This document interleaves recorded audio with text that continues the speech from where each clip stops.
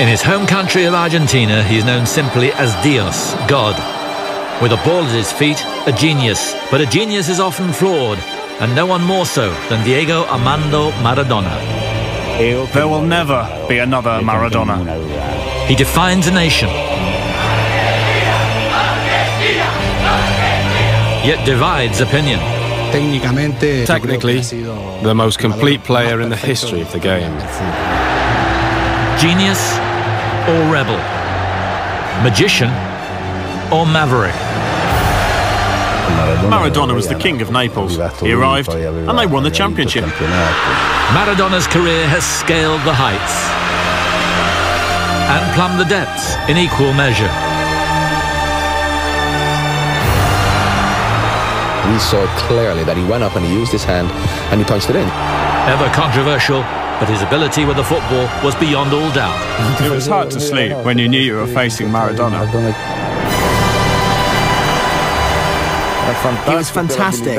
His ability, his technique, his agility, his speed and his left foot.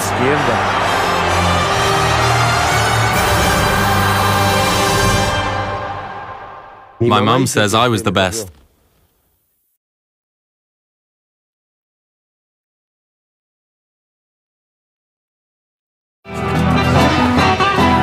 The tango, the pride of Argentina. Passionate, graceful, stylish.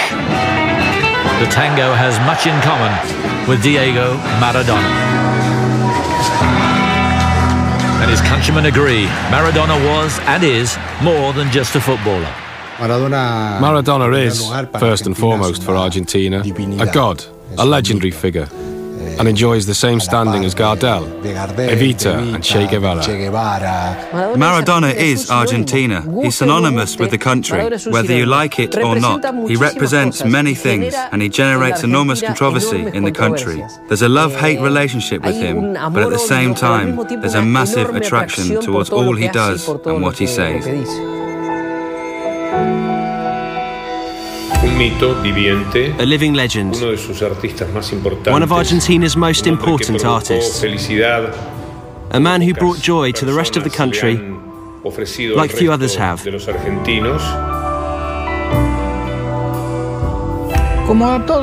Like with all famous people, very famous people, there are those who love him and those who don't. He's all the best that could happen to us, and the worst as well. We blame him or hold him responsible for all our ills, and he's the one who redeems us over anything else and makes us feel immortal. I don't know if I'm a symbol. I tried to take my country as far as I could. But it's difficult, because people think that I can achieve things now that I used to achieve as a player. A hero in his homeland, famous throughout the rest of the world. From abject poverty to superstardom, it's been quite a journey. Diego Maradona hails from the Argentinian capital of Buenos Aires. He was born on the outskirts of the city in 1960 in the suburb of Lanús. But it was the shanty town of Fiorito which he first called home. Life was very hard. We always reached the end of the month with nothing left over. There were 8 of us, so that's 8 mouths to feed. And the only one who was working was my father. My sisters were studying, and my dad didn't want them to work. So he was the only one working, and he had to provide for us. So it was very tough. For the people of Fiorito, survival remains a constant struggle. But from hardship springs hope. And like his neighbors, Maradona would become a product of his environment. The late Francisco Cornejo was Maradona's first guiding light. Cornejo was coach of Los Cebollitas, a team which formed part of the youth system of one of the nation's top-flight teams, Argentinos Juniors. But it was only by chance that the youngsters' talents were discovered. There was a boy called Goyo Carrizo. and he told me that there was a friend of his where he lived, in Fija Fiorito, who was even better than him. I asked myself, who's going to play better than him? To be better than him, he had to be outstanding. Francis Cornejo said, "Why doesn't he come along?" He replied, "He doesn't have money." So Cornejo gave him a 10 peso note and said, "Bring him along with you tomorrow." One afternoon, he appeared with Diego. Diego was tiny. "Francis, here's the friend I was telling you about. If I told you to look at the boy, he was just another boy." I can honestly tell you that he impressed me a great deal during the training session. In the first session, I did pretty well. Scored a couple of goals and enjoyed myself. This lad was different.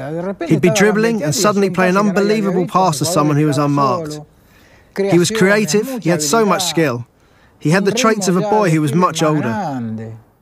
The first day, there were 3 of us watching. The second, 10. The third, 20.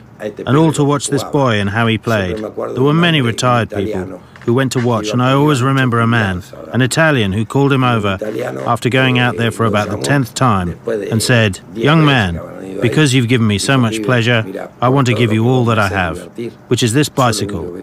Take it, I'm giving it to you." Maradona quickly established himself as a star performer for Los Cebollitas. Success soon followed. I passed the trial, made the team, and I went on to join the youth system. When I turned 13, I became a regular in the youth team of Argentinos Juniors, and we won our division by a big points margin. But we had a great side. Under the watchful eye of Cornejo, Los Cebollitas embarked on an astonishing unbeaten run, 136 games. On the pitch, Maradona dominated. Off the pitch, however, it was a different story. I remember Diego was almost like a son to me when he was small. Off the pitch, when he was with me, he was a humble little boy, laid back. But when he was on the pitch, he became a different person. You saw what he did and were taken aback, how he enjoyed it. Sometimes he'd lose a game and he'd cry. Tears, though, were short-lived. Maradona was simply too good to be held back. And in 1976, he became the youngest ever debutant in the Argentine top flight. He was 15 years old. That's where my dream started, about playing for the big teams. Buying a house for my mum, buying cars, being able to play for Boca, playing for the national team. The dream began that my friends and I fantasized about back then, but we thought it was impossible to make that dream a reality. So the moment I made my debut for the first team, I saw all of those things become a little bit closer, a bit more real. And if any doubt still lingered, 4 goals against Boca Juniors proved his star quality. At that time, the Argentinian league was dominated by the capital's bigger clubs, Boca, River Plate and San Lorenzo. During this period, Maradona failed to win any honours with Argentinos, yet was undoubtedly the outstanding talent in a modest team. So much so, he finished as the league's top scorer in 5 separate seasons. There was no one else to score them. The problem was that nobody could score, so I had to get the goals, or we wouldn't get any. But it was a great experience at Argentinos Juniors, because Francisco Cornejo was a guy who passed great knowledge on to us. The legacy he left as a footballer and as a person is huge. He knew how to lead us, and Argentinos Juniors had a fantastic youth system, out of which came great players, and not just me. In 1981, his